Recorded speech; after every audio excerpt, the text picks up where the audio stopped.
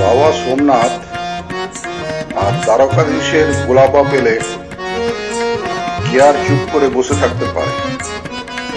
তাই তাদের ডাকে সাড়া দিয়ে গুনুকে সস্ত্রীক হাজির হতেই হলো গুজরাটের সুরাটে হাজিরায়, যেখানে থাকি আমরা, অর্থাৎ নব নিকেতনে, এসব টাউনশিপে। সুন্দর পরিবেশ। নন্দনিকেতনেই এক পাশে তাপি নদী, আমরা যাকে বলি তাপ্তি, আর একদিকে আরব সাগর। 2-3 কিলোমিটারের মধ্যেই এদের মোহনা।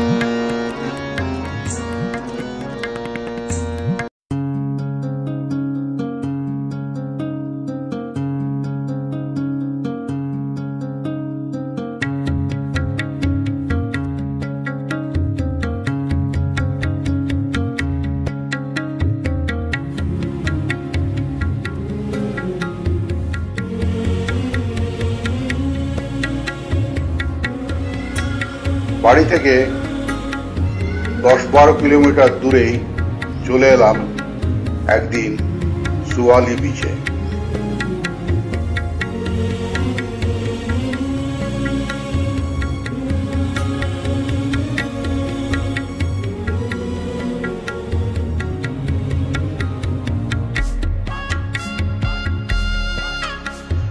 এরপর লম্বা যাত্রা সুরাট থেকে দ্বারকা, একেবারে লম্বা পথ, প্রায় 750 কিলোমিটার। ট্রেনে চেপে 500 কিলোমিটার পথ অতিক্রম করে প্রথমে রাজকোটে রাত্রি যাপন, পরের দিন সকালে বেরিয়ে পড়া দ্বারকার পথে।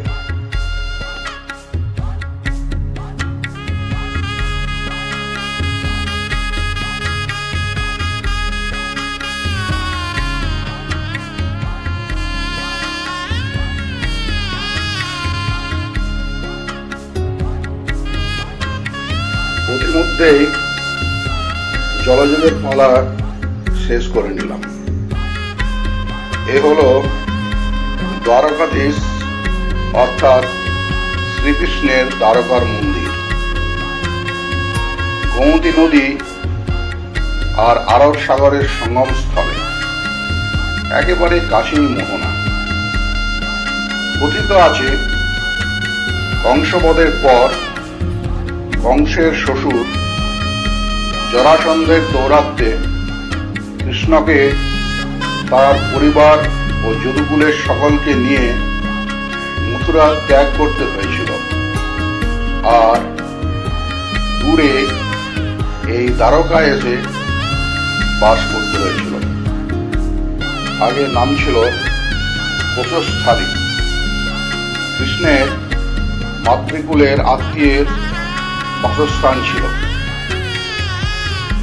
72টি স্তম্ভের ওপর এই 5 তলা মন্দিরটি শোনা যায় শ্রীকৃষ্ণের পৌত্র বজ্রনাভ 2500 বছর আগে তৈরি করেছিলেন এই মন্দির, আর এখানেই রাজা হয়েছিলেন শ্রীকৃষ্ণ দ্বারকাধীশ। তবে গোপীরা তাকে ছাড়তে রাজি হয়নি, তারাও পিছু নিয়েছিল শ্রীকৃষ্ণের। এও কথিত আছে এই গোপী তালাবেই, যা কিনা দ্বারকা থেকে 25 কিলোমিটার দূর, শ্রীকৃষ্ণ তাদের মুক্তি দিয়েছিলেন। এবার আমরা এলাম দ্বারকা থেকে মাত্র 20 কিলোমিটার দূরে নাগেশ্বর। এই নাগেশ্বর হল শিবের মন্দির, দ্বাদশতম জ্যোতির্লিঙ্গ। আমার মনের গভীরে যেখানে তোমার পরশ ছিল, নীরব কেন সে ঠাই, মনে হয় তুমি না। আমার মনের গভীরে যেখানে তোমার পরশ ছিল।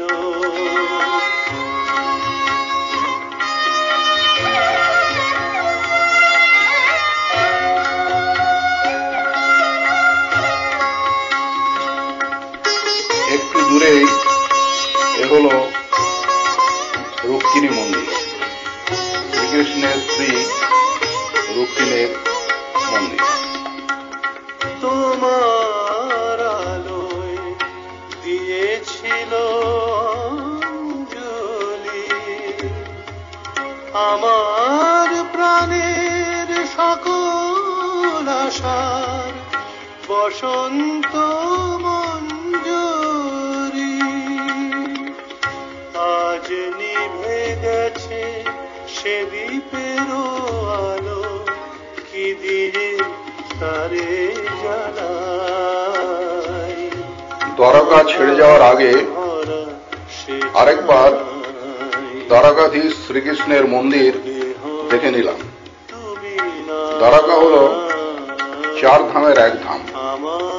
অন্য 3 ধাম হল রামেশ্বরম, পুরীর জগন্নাথ ধাম আর বদ্রীনাথ।